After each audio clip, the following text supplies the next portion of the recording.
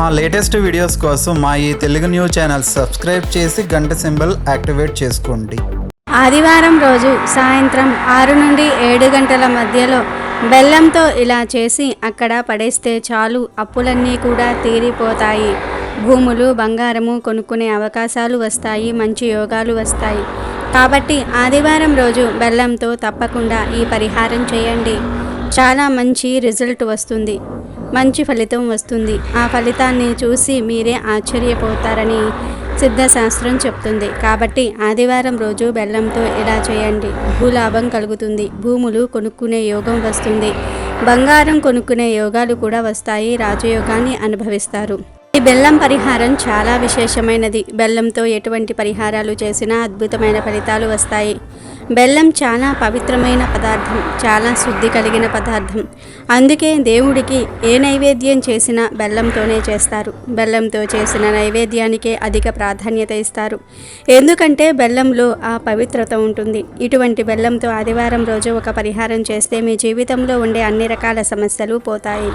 భూములు, బంగారము కొనుక్కునే యోగాలు వస్తాయి. ప్రతి మనిషి భూములు, బంగారం కొనుక్కోవాలని కోరుకుంటూ ఉంటారు. కానీ కొంతమంది ఎంత ప్రయత్నించినా భూములు, బంగారం కొనుక్కోలేరు. చేతిలో ధనం ఉండదు. ఒకవేళ ధనం ఉన్నా సరే ఏవో ఒక ఆటంకాలు వచ్చి భూములు కొనరు, బంగారం కొనరు. ఇలా మీకు కూడా భూములు, బంగారం కొనుక్కోవాలనే కోరిక ఉంటే ఆదివారం రోజు సాయంత్రం పూట బెల్లంతో ఒక పరిహారం చేయండి. మరి ఆ పరిహారం ఎలా చేయాలి అనే విషయాన్ని ఇప్పుడు మనం ఈ వీడియోలో వివరంగా తెలుసుకుందాము.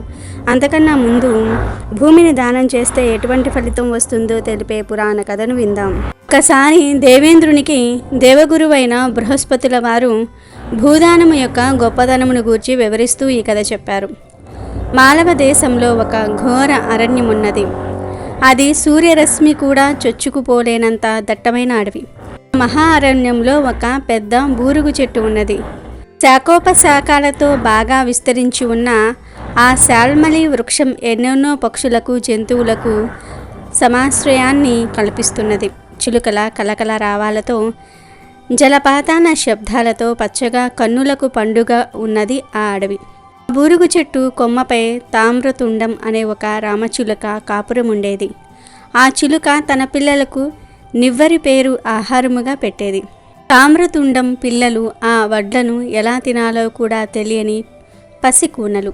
అందుకని ముక్కుతో ఆ వడ్లను తీసుకొని పిల్లల నోటిలో పడవేసేది తామ్రతుండం. ఇలా వడ్లు పెట్టేటప్పుడు కొన్ని గింజలు కింద పడేవి. కొన్నాళ్లకు అవి మొలకెత్తి కాలక్రమేణా ఒక చిన్న వరి పేరు తయారయ్యింది. ఒకరోజు ఎక్కడా సరి అయిన పచ్చిగడ్డి దొరకని ఒక ఆవు ఆకలి దప్పికలతో అలసి ఆ సాల్మలి వృక్షం దగ్గరకు వచ్చినది. తామ్రతుండం ముక్కు నుండి జారిన వడ్లతో పెరిగిన పైరు చూసి సంతోషించి స్వేచ్ఛగా తిని తృప్తి చెంది వెళ్ళిపోయింది. తరువాత ఆ గోవు తినగా మిగిలిన ఎవలతో ఒక విప్రోత్తముడు పంచయజ్ఞాలు చేశాడు. అలా దైవికంగా తామ్రతుండానికి మహాపుణ్యం వచ్చింది. కాలధర్మం చేశాక అది చేసుకున్న సుకృతము వలన ధనికుడనే ఒక ధర్మాత్ముడైన వైశ్యునిగా జన్మించింది. ఓడ వ్యాపారి అయిన ఆ ధనికునికి పూర్వజన్మ స్మృతి ఉన్నది.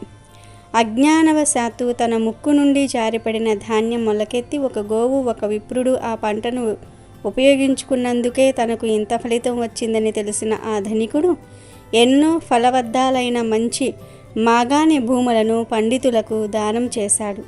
ఆ పుణ్యఫలముతో ఇహములో సర్వలోకాలు అనుభవించి కడకు విష్ణులోకం చేరుకున్నాడు.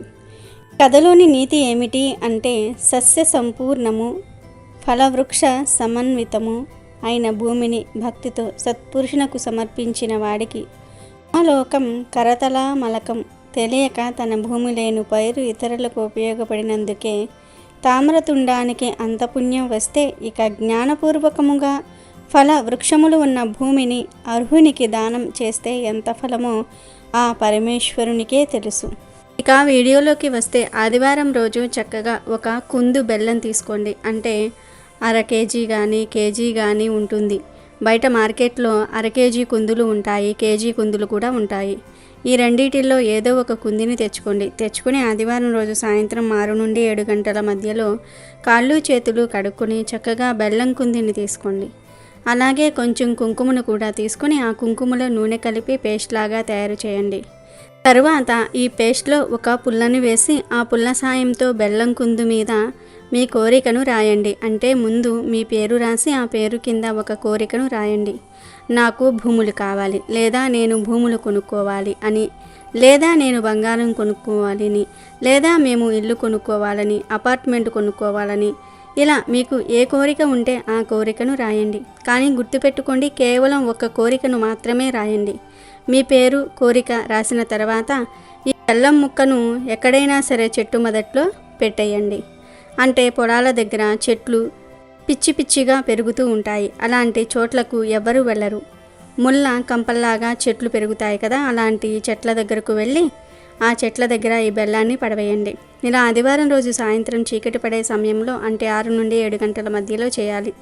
బెల్లాన్ని పడేసే ముందు 3 సార్లు మీ కోరికను మళ్ళీ చెప్పుకోండి. భూములు కొనాలని, బంగారం కొనుక్కోవాలని, ఇలా మీకు ఏదైతే కోరిక ఉంటుందో ఆ కోరికను చెప్పుకొని పడవేయండి. ఖచ్చితంగా త్వరలోనే మీరు కోరుకున్నది కొనుక్కుంటారు. కాబట్టి మీరు కూడా రేపు ఆదివారం రోజు బెల్లంతో ఈ పరిహారం చేసి కోరుకున్నది కొనుక్కొని ఆనందంగా జీవించండి.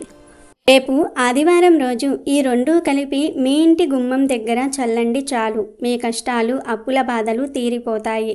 మీరు పట్టిందల్లా బంగారం అవుతుంది. ఆదివారం అనేది చాలా పవిత్రమైన రోజు, సూర్యశక్తి అధికంగా ఉండే రోజు.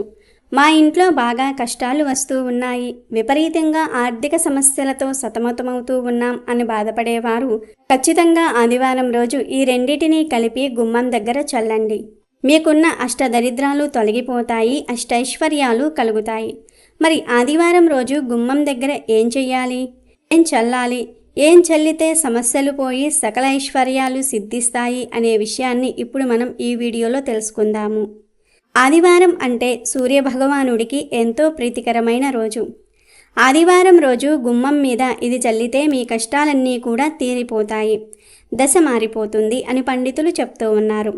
హిందూ సాంప్రదాయంలో గుమ్మానికి ఎంతో ప్రాధాన్యత ఉంది. ఎందుకంటే గుమ్మాన్ని దైవ స్వరూపంగా భావిస్తారు. దైవ శక్తులు ఇంట్లోకి రావాలంటే గుమ్మం ద్వారానే వస్తాయి. అలాంటి గుమ్మం దగ్గర ఆదివారం రోజు ఈ పరిహారం చేసుకోవటం వలన మీ జీవితం మారిపోతుందని పురాణాలు చెప్తూ ఉన్నాయి. ఆదివారం రోజు ఈ పరిహారం చేయటం వలన కష్ట నష్టాల నుండి సులభంగా బయటపడవచ్చు. అంతేకాదు విపరీతంగా మిమ్మల్ని ధనం ఆకర్షిస్తుంది, డబ్బు వస్తుంది. ధనానికి సంబంధించిన ఎలాంటి సమస్యల నుండైనా సరే మీరు సులభంగా బయటపడతారు. అప్పుల బాధల నుండి బయటపడతారు, అప్పులు తీర్చేస్తారు. చాలామందికి అనేక రకాలుగా సమస్యలు ఎదురవుతూ ఉంటాయి. జీవితం అన్నాక అనేక రకాల సమస్యలు వస్తూ ఉంటాయి.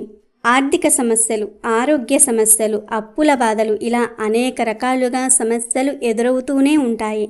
ఇలా సమస్యలు రావడానికి ప్రధానమైన కారణం నెగిటివ్ ఎనర్జీ. నెగిటివ్ ఎనర్జీ ఇంట్లో ఉంటే రకరకాలుగా సమస్యలు వస్తూ ఉంటాయి.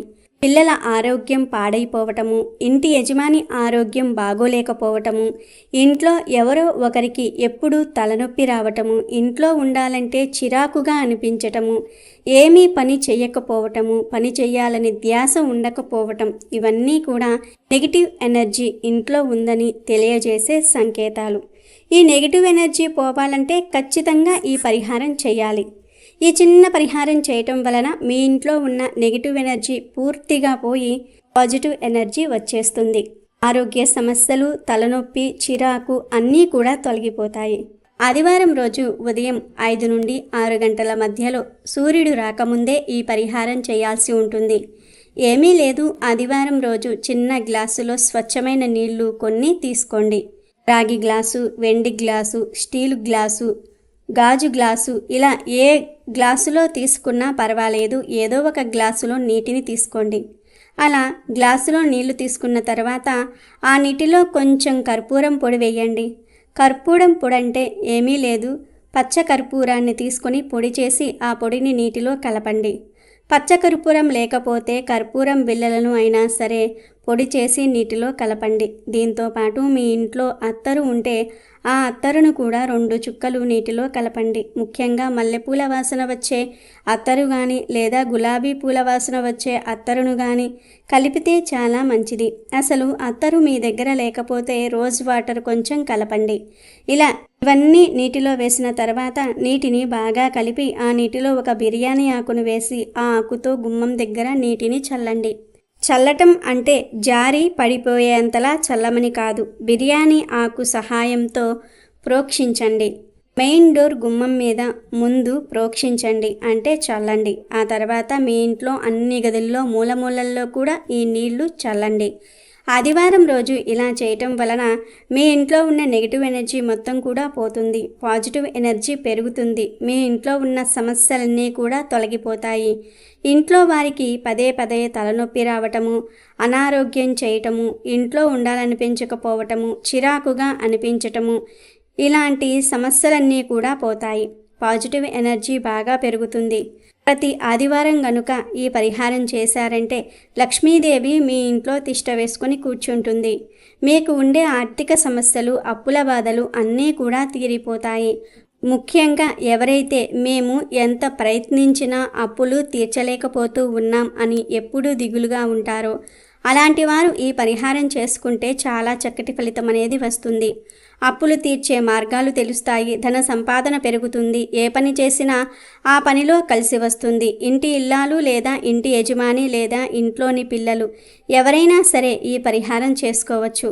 ఎలాంటి సమస్యలు ఉన్నవారైనా సరే ఈ పరిహారం చేస్తే చాలా చక్కటి ఫలితాన్ని పొందుతారు. కాబట్టి మీరు కూడా ఆదివారం రోజు గుమ్మం దగ్గర ఈ 2 కలిపిన నీటిని చల్లండి.